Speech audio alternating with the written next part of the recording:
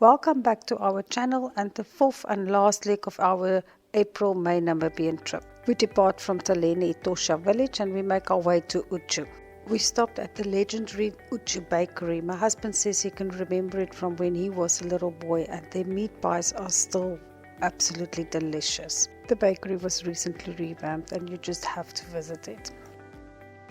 From Outjo we made our way to Umaruru past Kalkveld.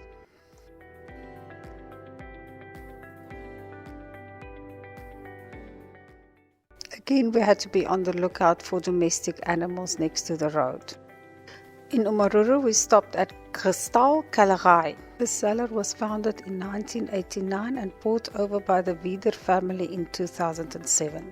The cellar has wines like Tinta Barocca and Colombard, and also spirits like Napa and gin for sale.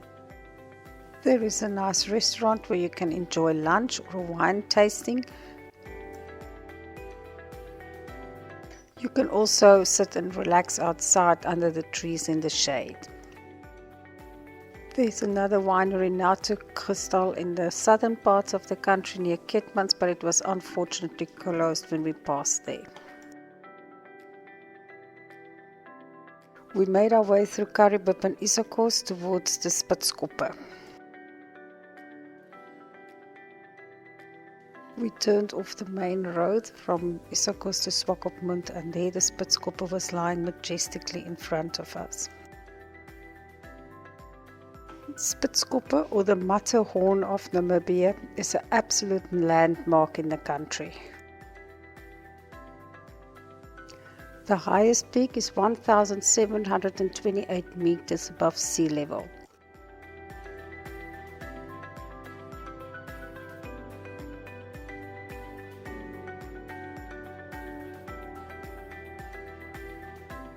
Courtesy of the GPS, we took the long road right around the Spitzkoppe towards the camp.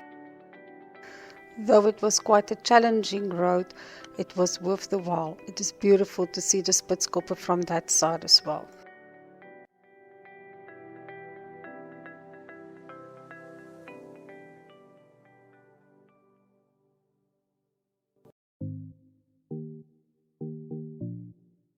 But don't worry, there is definitely a much easier and shorter route to the campsite.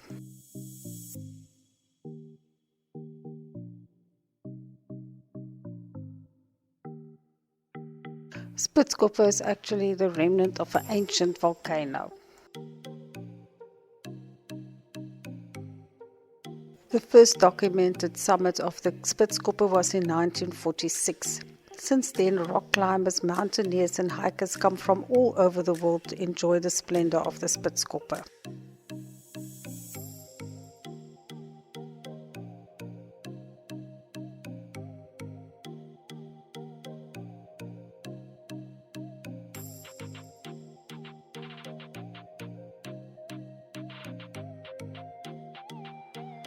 We camped at the community camp, and this campsite is in essence managed by the local community.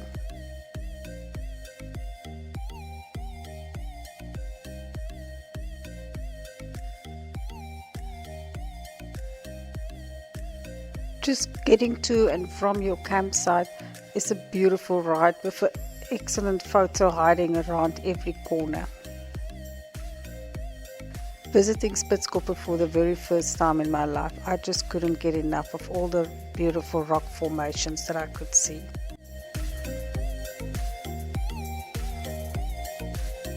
The bar and restaurant is also run by the local people. Campsites are far apart. It's very clean and neat and has the basic toilet and a fireplace.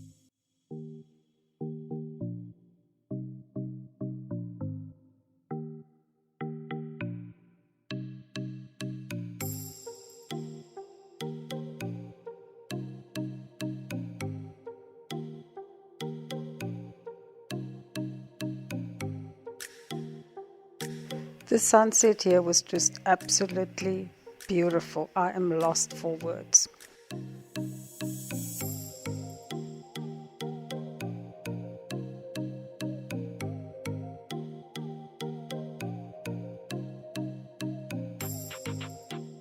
Around the campfire, we enjoyed the sounds of nature. The next morning, we explored the surroundings. The arch is probably one of the most photographed places at Spitzkoppe. It is an easy climb to the arch and you get a good view of the rest of the area.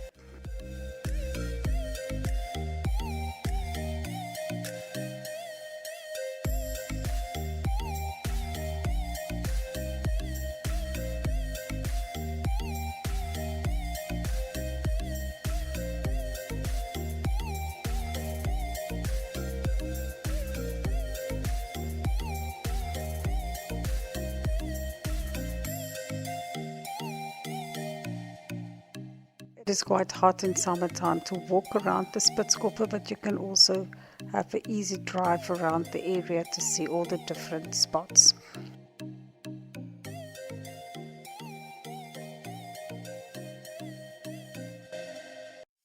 In 1896, the German Colonial Society started a trading post here. There was also a police station built. You can still see some of the ruins of the foundation at Pontok 4. You can also see a couple of old graves in this area.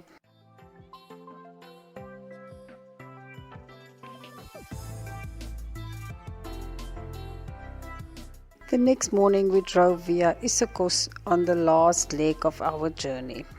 Steam locomotive class NG number 40 is a stark reminder of the high days of Isokos when it was a thriving town. It is a long drive from Spitzkoppe to Canyon Lodge. It's more than 800 kilometers. We had a well-deserved pit stop at Keetmanshoop. The sluices of the Outjo Dam was opened earlier this year and you can still see water standing next to the road.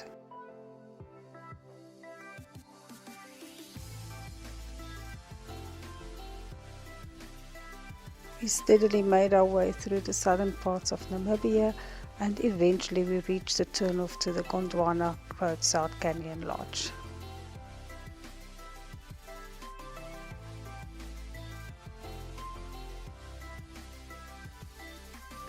The lodge looked like a fairy tale and it was a really welcoming sight after a long day on the road.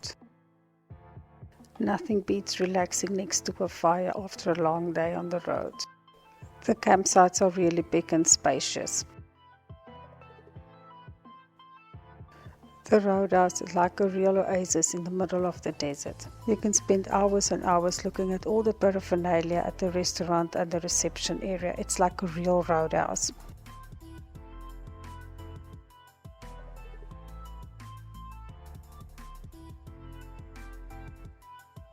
We drove out to Roadhouse. Roadhouse is a Namibian wildlife resort campsite and it's near the lookout point to the canyon. At the lookout point you'll find a lot of information on the canyon and the surroundings.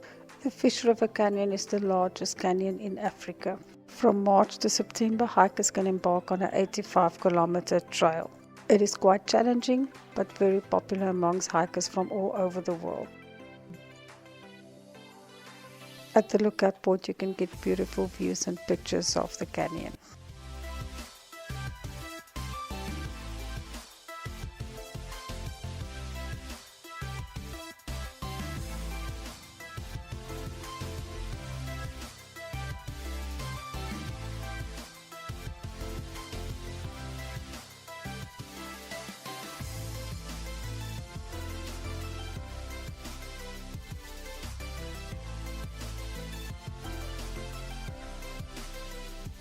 The previous day on our way to Gondwana Lodge we passed a very inviting looking farm store. We decided to head back there for coffee.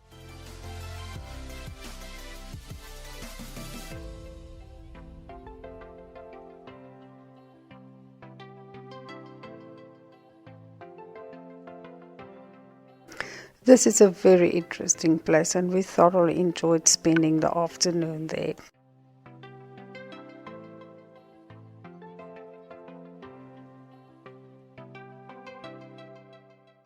The owners are real friendly Namibian people and it felt like spending the afternoon on the neighboring farm visiting family. At the Curious Shop, I could buy locally made stuff as gifts for the people at home. After spending a delightful afternoon there, we headed back to the camp.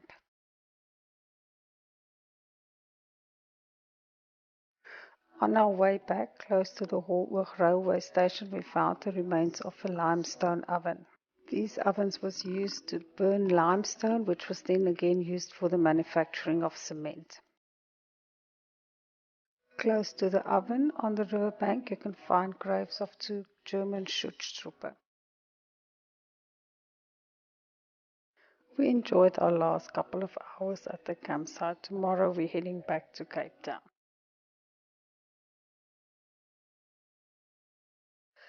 Table Mountain is always a beautiful sight, but we thoroughly enjoyed our 2 weeks that we spent in Namibia. We will go back anytime as soon as possible.